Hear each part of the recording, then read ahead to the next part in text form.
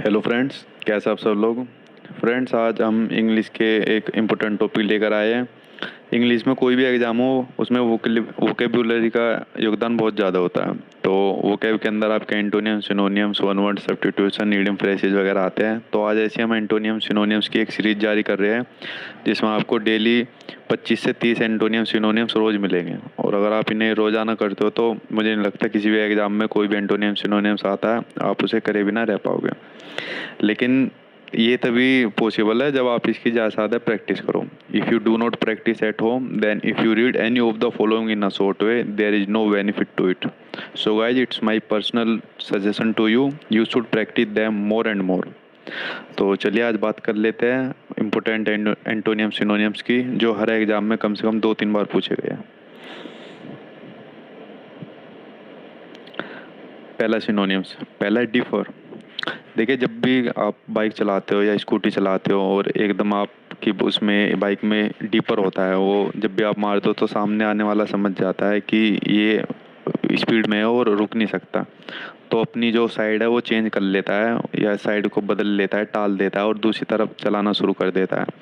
तो डिफर से आप याद कर लीजिए, जब भी कोई चीज़ आपको टालनी हो या कैंसिल करनी हो या पोस्टपोन करनी हो तो इसका आंसर हो जाएगा डी, डिफर का पोस्टपोन। Second, course. देखिए, चाहे एसएससी की तैयारी कर रहे हो, डीएसएसबी कर रहे हो या सीटेट वगैरह की किसी भी एग्ज़ाम की तैयारी कर रहे हो, हर किसी का कुछ ना कुछ कोर्स दिया होता है। तो आप इसे ऐसे याद कीजिए, जो भी कोर्स दिया होता है वो हमारा हमेशा रफ ही मिलता है।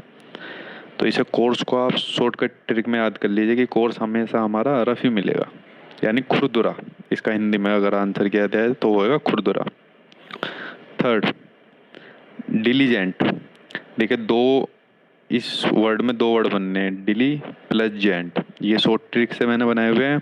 जो दिल्ली के जो जेंट होते हैं वो बहुत ही हार्ड वर्किंग होते हैं। अब देखिए, अदर स्टेट के कुछ होंगे वो नहीं मानेंगे इस बात को, लेकिन एक शॉर्ट ट्रिक के लिए बना लिया है कि भाई चलिए मान लेते हैं दिल्ली के जो जेंट होते हैं वो बहुत ही हार्ड वर्किंग होते हैं, मतलब बहुत मेहनती होते हैं। तो इसका सिनोनिम्स हो जाएगा हार्ड वर्किंग। इसे आप ऐसे ही याद कर लीजिए कि दिल्ली के आदमी बहुत मेहनती होते हैं। दिल्ली वालों के लिए तो अच्छी बात है, उनके लिए पॉजिटिव साइन आया। चलिए नेक्स्ट देखते हैं। अगला है जेनोन। देखिए, ये जो जेनोन आया हुआ है ये काफ़ी एग्जाम में इसकी फुल फॉर्म स्पेलिंग भी पूछ ली जाती है।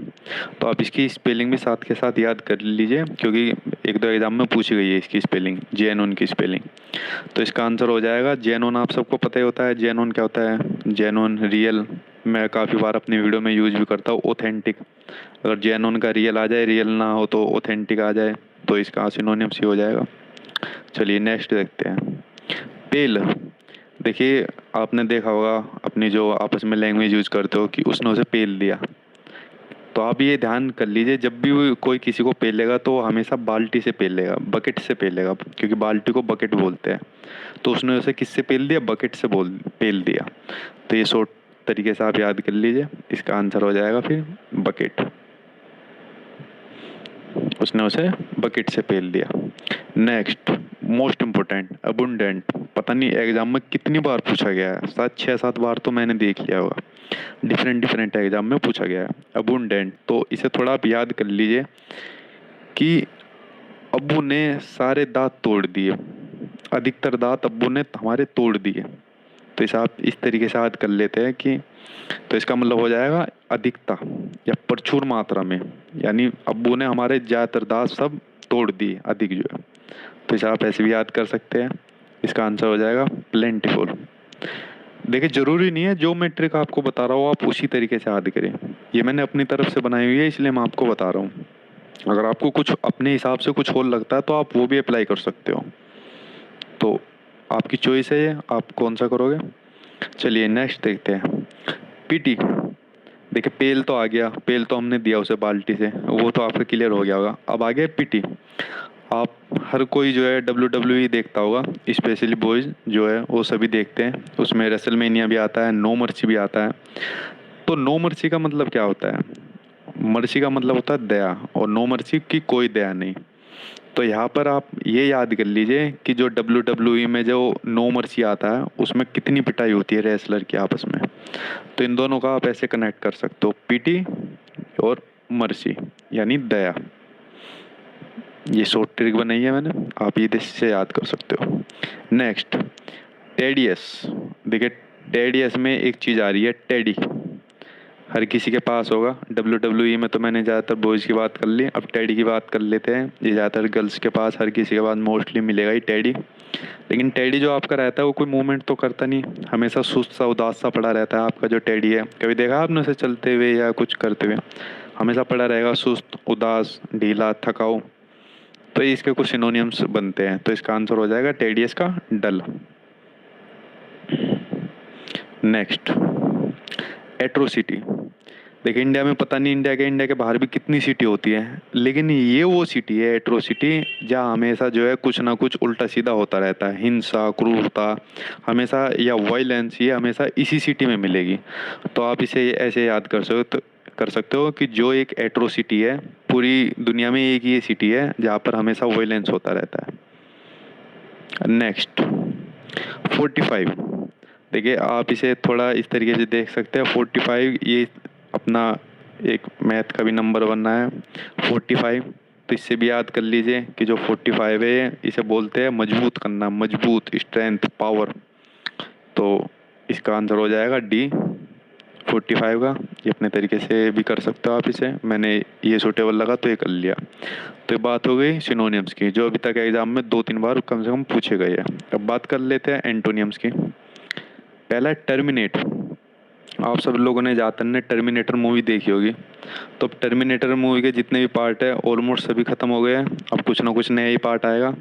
तो आप इसे ऐसे याद कर सकते हो कि जो टर्मिनेट मूवी के जो पार्ट है वो खत्म हो गए, यानी एंड, समाप्त। तो टर्मिनेट का मीनिंग हो जाएगा समाप्त। तो इसका अगर एंटोनियम से बात की जाए तो टर्मिनेट का हो जाएगा बिगिन, यानी शुरुआत। चलिए नेक्स्ट देखते हैं सक्सेसर। अब इसे पढ़ने के बाद कुछ लोगों ने अभी तक ए ऑप्शन देख के इसका आंसर भी लगा लिया होगा अपने माइंड में, लेकिन इतनी जल्दी नहीं करनी है फ्रेंड्स। सक्सेसर का मतलब होता है जो वारिस होता है, जिसे बोलते हैं उत्तराधिकारी भी बोल सकते हैं इसे, उसका मतलब होता है सक्सेसर। एक एग्जाम में इसकी भी स्पेलिंग पूछी गई थी, तो आप इसे भी याद कर सकते हो। साथ के साथ स्पेलिंग याद करते चलिए, क्योंकि अगर आप स्पेलिंग अलग से याद करोगे तो उसमें बहुत ज़्यादा हो जाएगा और आप उसमें कंफ्यूज भी हो जाओगे बहुत ज़्यादा। तो जितने ये वर्ड आ रहे हैं इनकी स्पेलिंग साथ के साथ करते चलिए। दो जो है इनकी पूछी गई थी एग्जाम के अंदर, इसलिए मैं आपको बता रहा हूँ, एक जेन्युइन की, एक सक्सेसर की। तो होता है हमारे इसका मीनिंग होता है वारिस, उत्तराधिकारी।